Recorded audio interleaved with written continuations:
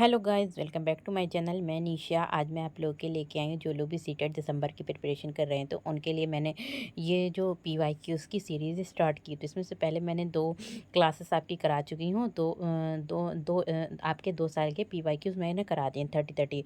तो जिन लोगों ने वो वीडियोज़ नहीं देखी तो वो मेरे चैनल पर जाकर देख सकते हैं। आज मैं आपके कराऊँगी ये जो पीवाईक्यूज़ हैं आपके जो पीवाईक्यूज़ हैं, ये आपका एग्ज़ाम हुआ था 2012 में, तो उसी के सभी पीवाईक्यूज़ कराऊँगी। देखिए, आप लोग पीवाईक्यू कर लेते हैं तो आप लोगों को पता चल जाता है कि एग्ज़ाम आना, जो एग्ज़ाम में क्वेश्चंस आते हैं वो कहाँ से आते हैं। इसके साथ ही साथ आप लोगों की मेरे चैनल पे एनसीईआरटी भी चल रही है, क्लास 3 टू 5 की एनसीईआरटी। तो आप लोग वो भी एनसीईआरटी को कंप्लीट कर लीजिए, और इधर यहाँ पर जो मैंने पीवाईक्यूज़ करवा रही हूँ तो उसे भी कंप्लीट कर लीजिए।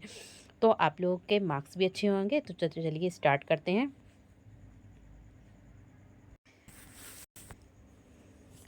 देखिए, यहाँ पे हमारा क्वेश्चन है, क्वेश्चन नंबर 61। तो यहाँ पर जो हमारा एग्ज़ाम हुआ था वो 2012 में हुआ था। पर्यावरण अध्ययन की पाठ्य पुस्तकों में अभ्यास एवं गतिविधियों को डैश उपलब्ध कराना चाहिए। तो यहाँ पे कह रहे हैं, देखिए जो ईवीएस की पाठ्य पुस्तकें हैं तो उसमें कह रहे हैं जो प्रैक्टिस है, अभ्यास है एवं गतिविधियाँ, जो भी एक्टिविटीज़ हैं उनको जो है उपलब्ध कराना चाहिए। कब उपलब्ध कराना चाहिए? तो प्रत्यक्ष हस्तपरक अनुभव उपलब्ध कराना चाहिए। कैसे? तो यहाँ पे जो है,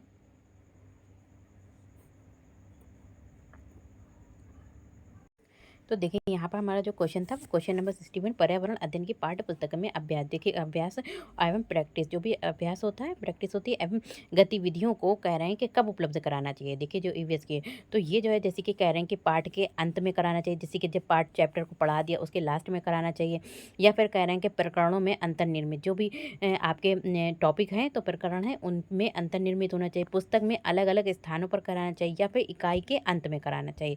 तो ये आपके कराना चाहिए। कब कराना चाहिए? तो ये आपके जो है इसमें कह रहे हैं कराना चाहिए, प्रकरणों में अंतर्निर्मित कराना चाहिए। कब कराना चाहिए? तो अब देखिए क्वेश्चन पढ़ के, पर्यावरण अध्ययन की पाठ्य पुस्तकों में अभ्यास एवं गतिविधियों को प्रकरणों में अंतर्निर्मित उपलब्ध कराना चाहिए। तो इससे क्या होता है, ताकि विद्यार्थियों के अधिगम अनुभवों, उसमें आने वाली कठिनाइयाँ आदि की पहचान की जा सके। तो इसलिए इनको प्रकरणों में अंतर्निर्मित कराना चाहिए। नेक्स्ट आपका क्वेश्चन है, क्वेश्चन नंबर 62 है, पर्यावरण अध्ययन के शिक्षकों को, यहाँ पे कह रहे हैं कि जो ईवीएस के टीचर हैं उनमें क्या होना चाहिए। तो ईवीएस पर्यावरण अध्ययन के शिक्षकों को विशेषता प्रयोगों पर ध्यान देना चाहिए। देखिए, अगर आप क्या हैं, ईवीएस के शिक्षक हैं, तो आपको ज़्यादातर किस पे, प्रयोगों पर ध्यान देना चाहिए। किस पर? जैसे कि करके सीखने पर बल देना चाहिए। तो प्रयोगों पर किस पर ध्यान देना होगा? तो प्रयोगों पर ध्यान देना चाहिए। इससे क्या होगा, क्योंकि प्राथमिक स्तर के जो बच्चे होते हैं वो बहुत ही छोटे होते हैं, और वो सक्रिय क्रियाओं के माध्यम से, जैसे कि कुछ चीज़ों को देखकर ज़्यादा सीखते हैं, ओके, और जिसमें प्रयोग, अवलोकन, क्रियात्मक गतिविधियाँ आदि आते हैं। नेक्स्ट आपका क्वेश्चन है, क्वेश्चन नंबर 63 है। यहाँ पे कह रहे हैं कि प्राथमिक स्तर पर बच्चे का आंकलन करने का सर्वश्रेष्ठ तरीका है डैश का प्रयोग करना। देखिए, आप चाहते हैं कि 1st to 5th का बच्चा है उनका असेसमेंट करना चाहते हैं, आंकलन करना चाहते हैं, तो उसका सबसे अच्छा जो तरीका है वो क्या है। देखिए, यहाँ पे 4 ऑप्शन दे रखे हैं।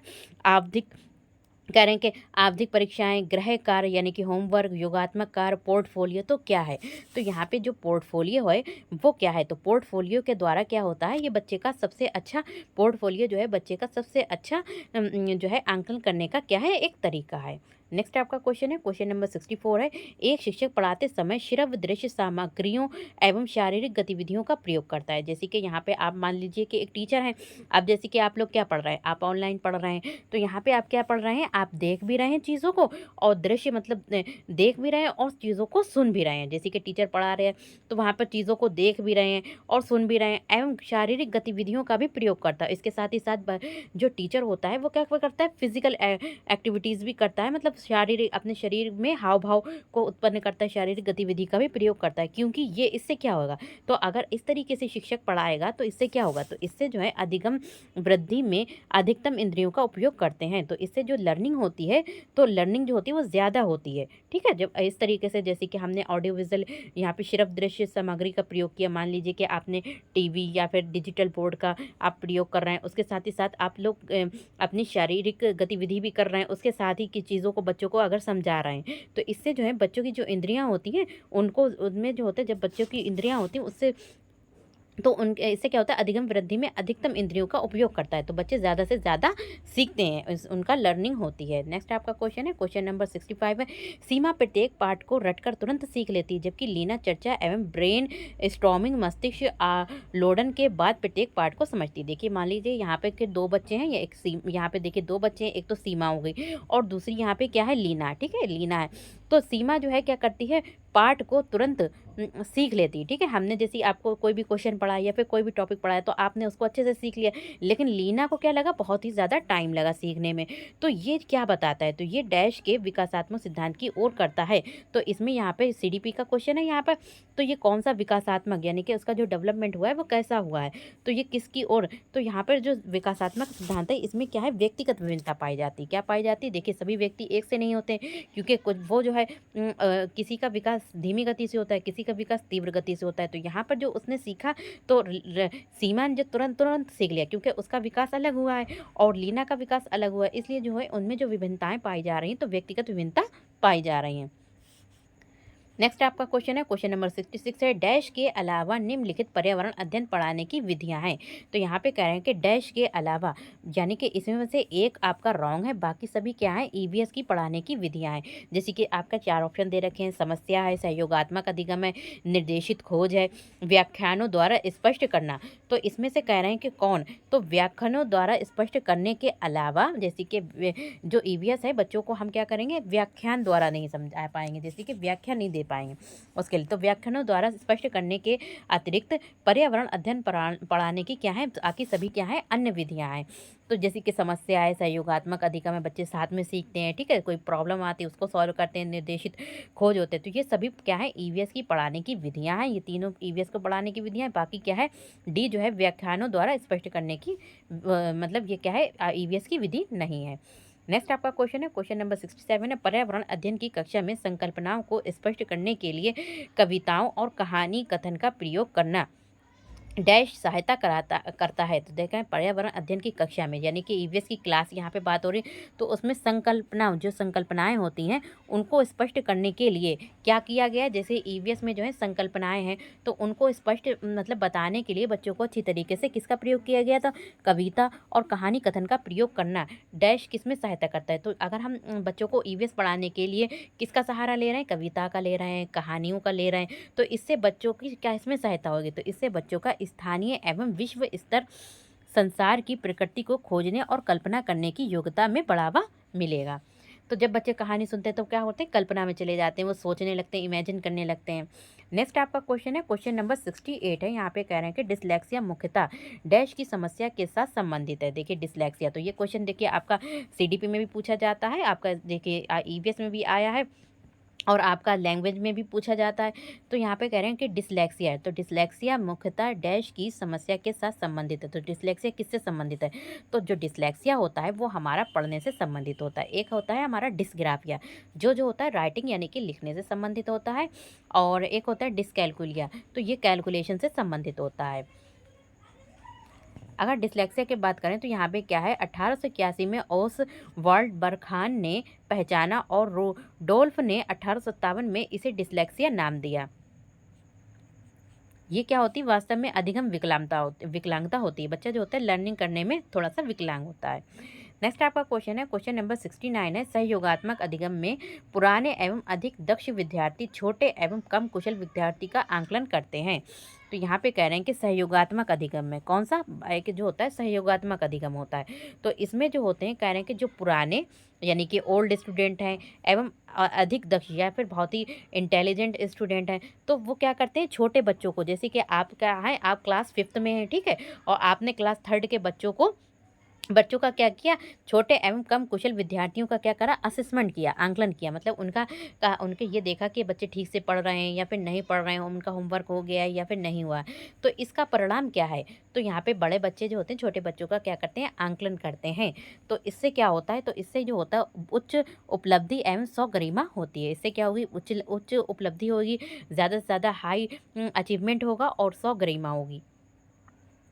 तो उनकी कठिनाइयों को पहचानते हैं, कहाँ पे उनकी कठिनाइयाँ आ रही हैं छोटे बच्चों में। नेक्स्ट आपका क्वेश्चन है, क्वेश्चन नंबर 70 है। यहाँ पे कह रहे हैं कि अल-बुरूनी जिस देश से आया था उसका नाम था। तो देखिए, अल-बुरूनी जिस देश से आया था उसका नाम था उज़्बेकिस्तान था। क्या था? उज़्बेकिस्तान था।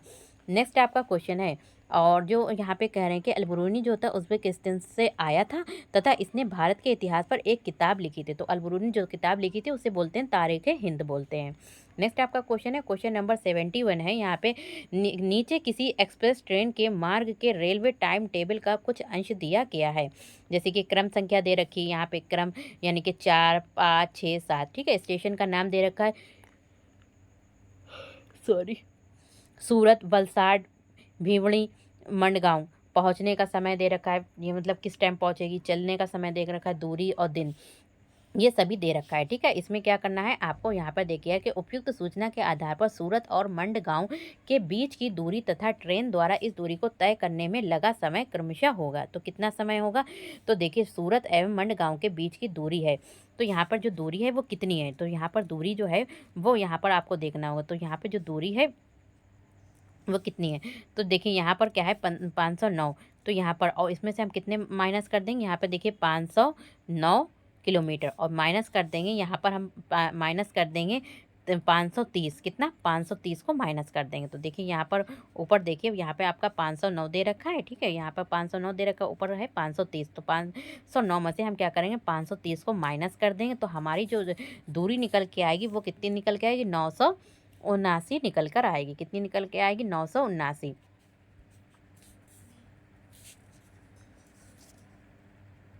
979.15 घंटे 20 मिनट निकल कर आएगी आपकी, ठीक है। नेक्स्ट क्वेश्चन देखिए, तो नेक्स्ट क्वेश्चन है 72 है। प्रयोग और प्रयोगात्मक कार्य करते हुए श्यामा का निष्पादन कक्षा में सर्वश्रेष्ठ आता है। जैसे कि जब वो क्या करती है, जैसे कि कोई भी लैब का वर्क करती है, प्रयोग या फिर प्रयोगात्मक कार्य तो करती है, प्रैक्टिकल करती है, तो उस समय जो है, जो श्यामा लड़की है उसका निष्पादन जो होता है कक्षा में सबसे ऊंचा आता है, तो उसे बहुत सृजनात्मक शिक्षार्थी माना जाता है।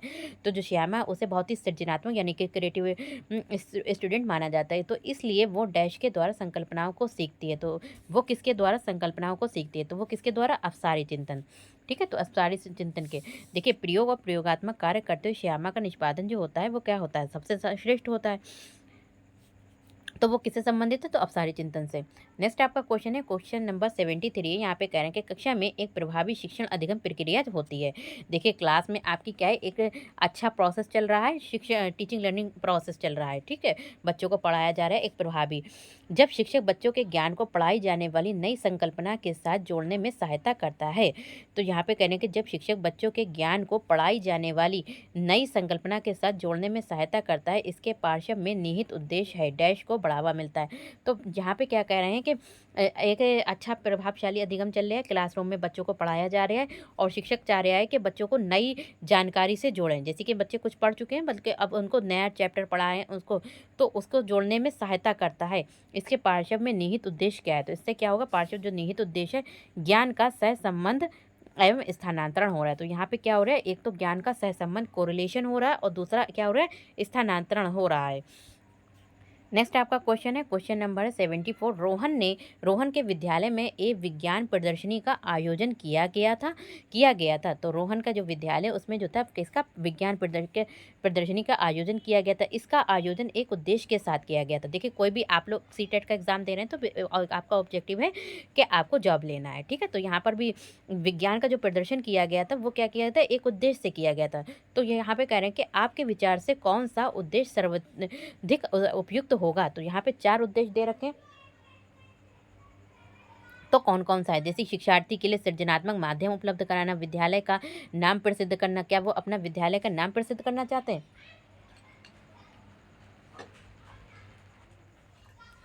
यहाँ पे और सी दे रखा है कि अभिभावकों को संतुष्ट करना, और डी दे रखा है आपका विभिन्न व्यवसायों के लिए विद्यार्थियों को प्रशिक्षित करना। तो इसमें से जो ऑप्शन है राइट, आपका जो ऑप्शन है वो आपका ए है। क्या है? शिक्षार्थियों के लिए सृजनात्मक माध्यम उपलब्ध कराना। नेक्स्ट आपका क्वेश्चन है, क्वेश्चन नंबर है यहाँ पे आपका 75 है। डैश के अलावा बच्चे के विकास को आकार देने वाले वातावरणीय कारकों में निम्नलिखित सभी शामिल हैं। तो यहाँ पे कह रहे हैं डैश के अलावा, देखिए अलावा यहाँ पे कह रहे हैं, तो यहाँ पे एक आपका रॉन्ग है, बाकी सभी सही हैं, तो हमें रॉन्ग क्या बताना है। तो यहाँ पे कह रहे हैं कि जैसे संस्कृति है, शिक्षा, तो कौन सा डैश के अलावा बाकी सब क्या है, बच्चे के विकास को, बच्चे का जो भी डेवलपमेंट होता है उसको आकार देने वाले वातावरणीय कारकों में निम्नलिखित सभी शामिल हैं। कौन कौन से शामिल हैं, तो कौन कौन से शामिल हैं, तो इसमें जो शामिल है वो आपका कौन कौन सा शामिल है, तो इसमें शामिल बताना है। तो इसमें जो है आपका जैसे कि शारीरिक गठन, तो इसमें जो है शारीरिक गठन को हटाकर बाकी सभी जो हैं वो शामिल हैं, जैसे कि संस्कृति है, पौष्टिकता है, शिक्षा की गुणवत्ता है, तो ये क्या करते हैं, विकास को आकार देने वाले वातावरणीय कारक हैं। बाकी ये क्या है, शारीरिक गठन, ये जो है वो नहीं है।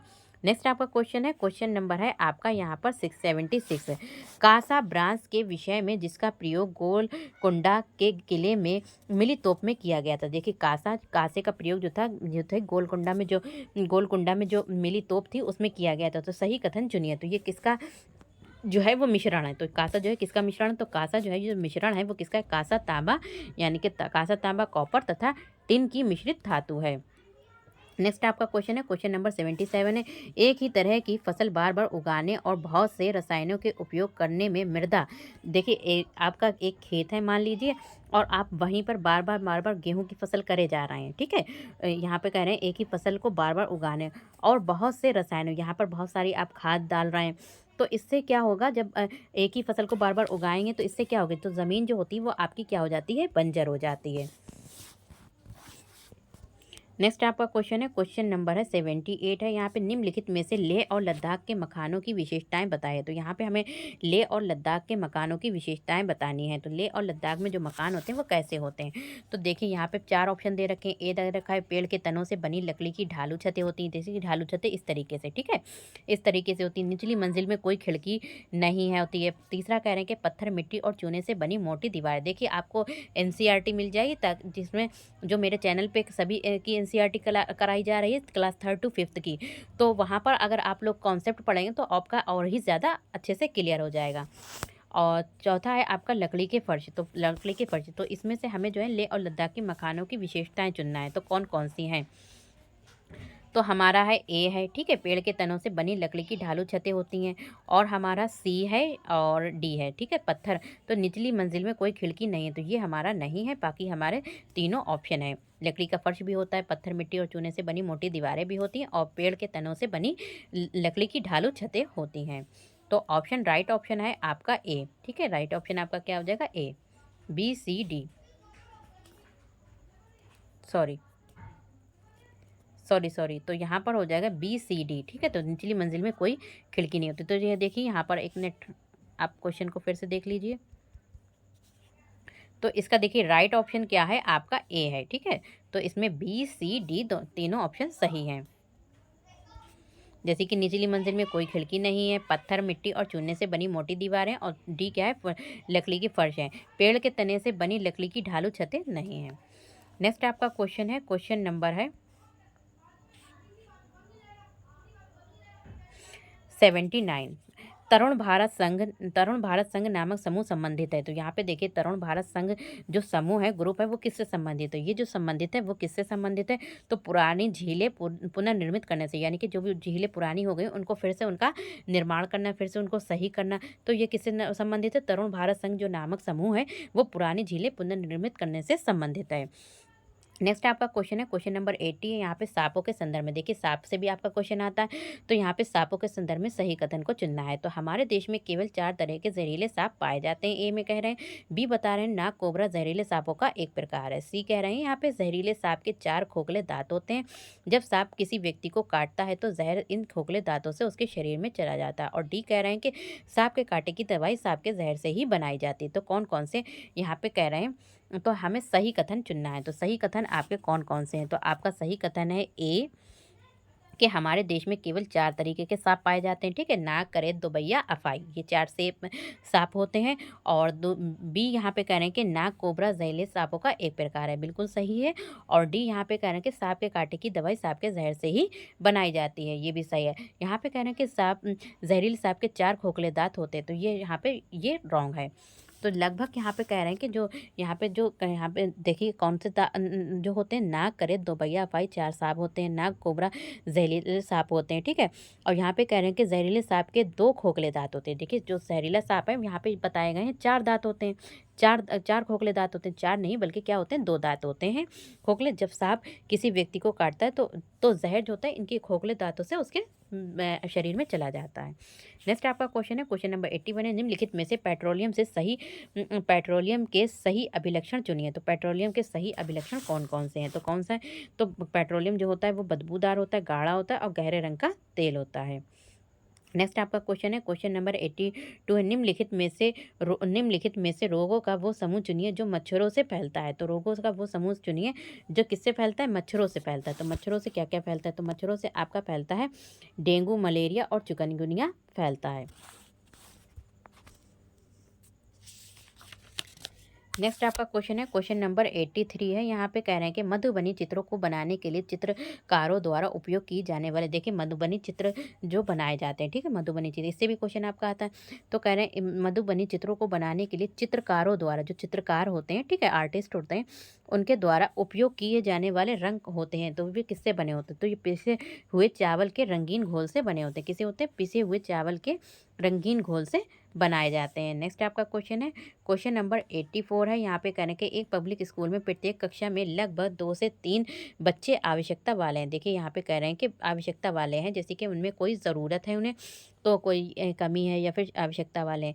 तो कुछ बच्चे शारीरिक या फिर मानसिक रूप से विकलांग हैं। यहाँ पे कह रहे हैं कि कुछ बच्चे जो हैं, यहाँ पे कहते हैं 2 से 3 बच्चे, ठीक है, 2 से 3 बच्चे जो हैं वो आवश्यकता वाले हैं। कुछ बच्चे जो हैं शारीरिक यानी कि शरीर में उनकी कोई कमी है या फिर कोई मानसिक विकलांगता यानी कि बाधित हैं। ये बच्चे अन्य बच्चों के साथ ही एक ही कक्षा में पढ़ रहे हैं। उपयुक्त पब्लिक स्कूल निम्नलिखित में से किसका पालन कर रहे हैं। देखिए वहाँ पे सामान्य बच्चे, नॉर्मल बच्चे पढ़ रहे हैं, और जो जिन बच्चों में विकलांग है बच्चे हैं वो भी साथ में पढ़ रहे हैं। तो मतलब वो जो स्कूल है तो वो किसका पालन कर रहे हैं, तो वो समावेशी शिक्षा का पालन कर रहा है। नेक्स्ट आपका क्वेश्चन है, क्वेश्चन नंबर 85 है, यहाँ पे कह रहे हैं कि घर्षण के विषय में चर्चा करते समय एक शिक्षिका ने इस संकल्पना की व्याख्या करते हुए बहुत से उदाहरण दिए। इनमें से कुछ ऐसे उदाहरण जिनमें घर्षण हमारे दैनिक जीवन में उपयोगी है। उस शिक्षिका ने कक्षा में जो दिए गए हैं उस शिक्षिका ने कक्षा में जो दिए गए हैं, तो इसमें से हमें बताना है। तो हम पेन की नोक और कागज़ के बीच घर्षण होने के कारण ही लिख पाते हैं। दूसरा कह रहे हैं बी, हम फर्श पर हमारे पैरों और फर्श के बीच में घर्षण के कारण चल पाते हैं। सी कह रहे हैं कि ऊर्ध्वाधर पर फेंकी गई कोई गेंद घर्षण के कारण ही हमारे पास वापस लौटती है। और डी कह रहे हैं घर्षण के कारण ही हम किसी गतिशील वाहन को ब्रेक लगाकर रोकते हैं। तो यहाँ पर क्या कह रहे हैं, क्या ब्रेक लगाकर रोकते हैं। तो यहाँ पे हमें बताना है कि यहाँ पे तो घर्षण के, यहाँ पे जो क्वेश्चन था, चर्चा शिक्षिका ने इस संकल्पना की व्याख्या करते हुए बहुत से उदाहरण दिए हैं। इनमें से कुछ उदाहरण जिनमें से घर्षण हमारे दैनिक जीवन में उपयोगी है, तो बताइए कौन कौन से सही हैं। तो यहाँ पे हमें बताना है कौन कौन से आपके सही हैं। तो यहाँ पे जो सही है वो कौन सा है, डी, ए, बी है। कौन सा है, डी है। डी में कह रहे हैं घर्षण के कारण ही हम किसी गतिशील वाहन को ब्रेक लगाकर रोकते हैं, जैसे घर्षण होता है, ठीक है।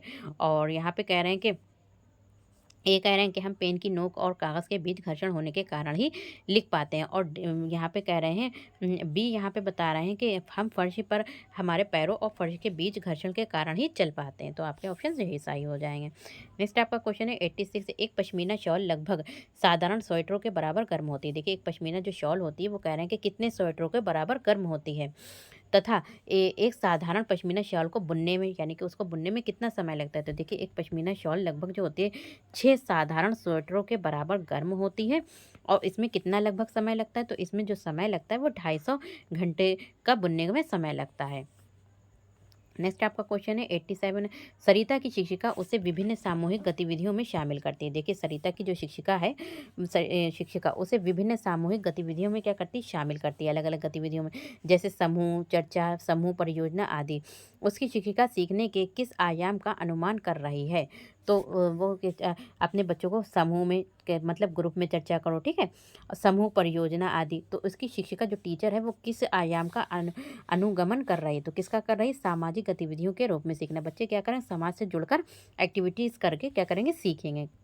नेक्स्ट आपका क्वेश्चन है, क्वेश्चन नंबर 88 है, नेपेंथिस क्या है? एक पौधा है जो मेंढकों, कीड़ों, मकोड़ों और चूहे जैसे छोटे जीवों को अपने अंदर फंस कर खा ले जाता है। तो हमारे देश में वो पौधा कहाँ पाया जाता है? देखिए, नेपेंथिस एक पौधा होता है और घड़े के आकार का होता है इस तरीके से, और उसको पेड़ से पत्ते से ढका होता है। तो ये जो होता है वो कह रहे हैं कि कहाँ पाया जाता है? तो ये जो पाया जाता है वो नेपेंथिस पौधा मेघालय में पाया जाता है। कहाँ? भारत में अगर बात करें तो ये हमारा पाया जाता है मेघालय में, जो हमारे देश में। नेक्स्ट आपका क्वेश्चन है 89, उसे चुनिए जो अन्यों से भिन्न है। तो यहाँ पे कोयला जो है वो हमारा क्या है? अन्य से भिन्न है। देखिए, कोयला जो है वो अन्य से भिन्न है। पैराफिन, मोम है, ग्रीस है, पेट्रोल है। तो ये सब चीज़ें जो है कोयला अन्य तीनों से भिन्न है, और बाकी ये जो तीनों हैं वो क्या है? ये जो पैराफिन, मोम, ग्रीस एवं पेट्रोल पेट्रोलियम के उत्पादन, जबकि कोयला पेट्रोलियम से नहीं पाया जाता है। और लास्ट क्वेश्चन है आपका, बिहार के गाँव में बहुत से किसान अतिरिक्त धन कमाने के लिए मधुमक्खी पालन करके शहद, जैसे कि यहाँ पे कह रहे हैं कि बिहार है उसमें बहुत सारे गाँव हैं जिसमें किसान जो है ज़्यादा से ज़्यादा धन कमाने के लिए क्या करते हैं? मधुमक्खी पालन करते हैं। करके शहद को क्या करते हैं? एकत्रित करते हैं, कलेक्ट करते हैं, और फिर मधुमक्खी पालन का कार्य करते हैं। और ये कह रहे हैं कि यहाँ पे जो मधुमक्खी पालन का काम शुरू करते हैं वो कब, कौन सा समय जो है वो अच्छा है? तो कब है? अक्टूबर से दिसंबर। तो अक्टूबर से दिसंबर तक जो है वो मधुमक्खी पालन करने के लिए एक अच्छा समय है। तो यहाँ पे मैंने आपके 30 क्वेश्चंस करा दिए, इंपॉर्टेंट क्वेश्चन है। तो एक देखिए आपका मधुमक्खी से भी देखने को क्वेश्चन मिला, नेपेंथिस आपका इंपॉर्टेंट है, इससे भी हर बार आपको मिलेगा, घर्षण से मिलेगा, एक ट्रेन से आता है, ठीक है। तो ये इंपॉर्टेंट है। तो वीडियो पसंद आए तो like share subscribe my channel. Thank you, have a nice day. मिलते हैं नेक्स्ट वीडियो में।